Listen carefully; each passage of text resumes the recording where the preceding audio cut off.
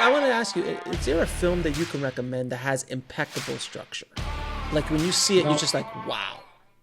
You know, I can think of quite a few examples, and it really kind of has to do with what kind of story do you want to tell.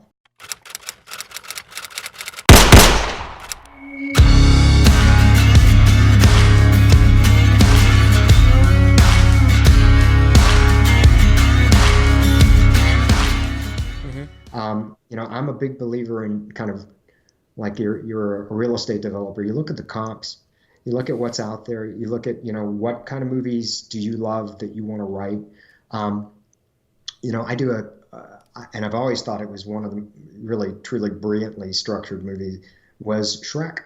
Oh, it is. It's by the numbers. I break it down in my book, you know, kind of beat by beat, and you know, it has everything that you want in terms of a story, in terms of the structure. It starts with this hook that gets you immediately into the story and tells you exactly what universe we're in. What is the world we're about to experience? You know, it starts out with him in a crapper, you know, with this fairy tale, very lilting story. And then he says, yeah, right, and wipes his ass with the book. And we go, okay, I get it. It's going to be irreverent. It's going to be funny. It's going to be, you know, unusual. Then it goes into this kind of montage of him and the people who are getting ready to try and throw him out of his swamp, and you know, he's taking wax out of his ears.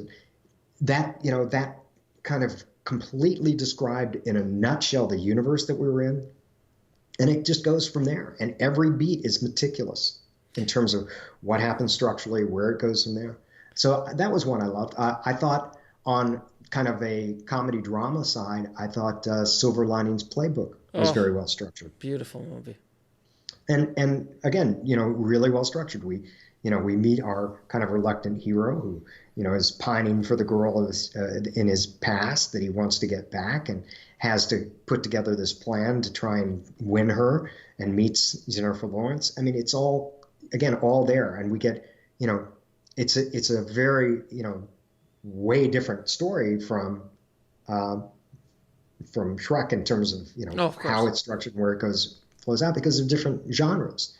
I was mentioning I went to China in January to be a part of the first national Chinese screenwriting competition. As one of the mentors. And one of the things that I did is they wanted to publish my book there, and they asked if I would look at some of the Chinese films. And one of the films I looked at was a film called The Mermaid. Yeah, I remember that movie. Yeah, of course, yeah. So The Mermaid was the highest grossing film in China history at the time.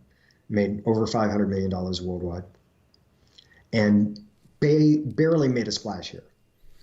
And I started to look at it in terms of not just structure, but why didn't it work? It's from Stephen Chow, who I love. Stephen Chow, she's great. Kung Fu Hustle and Shaolin Soccer. Yeah, great, wonderful, and imaginative and fun and inventive. And I thought. You know, in terms of structure, I thought Kung Fu Hustle was wonderful. It's not typical to the American sensibility in terms of structure. And in this film, again, he went into fantasy, comedy, but there were two things that I thought stopped it from being successful here. And one was there's a tone shift in the film where it's an extremely wacky comedy, you know, with this mermaid walking on her fins, you know, and seducing this guy.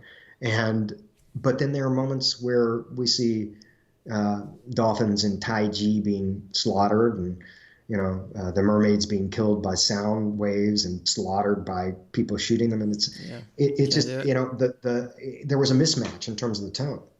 And the other thing was the logic, the story and character logic, where it was a little bit about, we have to set up this big, you know, overriding enemy for our heroine to be fighting against, and therefore it doesn't really matter. It's more a MacGuffin than anything else. But the MacGuffins in the world still have to come out of something, and they still have to be able to come out, because otherwise, what happens as an audience member, and I always try to put myself in, you know, in the seat of the audience. I think as an audience member, when we see something that we just, even if we don't, you know, clock it consciously, unconsciously, we'd sit there and go, that doesn't quite feel true to me. That doesn't work. And it just takes us out of the film a little bit. So we distance ourselves from the emotional impact of the movie. And that's, I think, what happened with this film, even though ultimately it's a fun ride. It's a wonderful ride. But there just are these moments where you just go, wow, what happened to the world I was in? So the consistency of the character, the consistency of the story logic, the world logic, and that tonal shift is what I think kept it from being a hit here. Doesn't mean that, and I don't know enough about Europe and the rest of the world to say, well, they accept that, that's fine. And, do you know the movie The Lobster? Yeah, okay. Of course. Yeah, Colin. Now, a lot of people love The Lobster. Yeah. Personally, not a fan. Okay. And for the same reason about this idea of story logic, European films often will take a story and they'll do two things. One is they'll say, it's not really important why. We're just going to show you what. Mm-hmm. And the other thing is that you get to a point where, in that movie, for me, where I kind of, clenched on it, besides it just being an odd film. And I like odd films. I love being John Malkovich. But, what was odd about it was kind of fun, but it was also very dark. And what ultimately kind of, made me go, it didn't work for me was we have a moment, I'm going to spoil it again. We have a moment where in this world, everybody has to have a mate, and every mate has to have something in common. And at the end, this young girl that he's in love with, Colin Farrell, she's been blinded.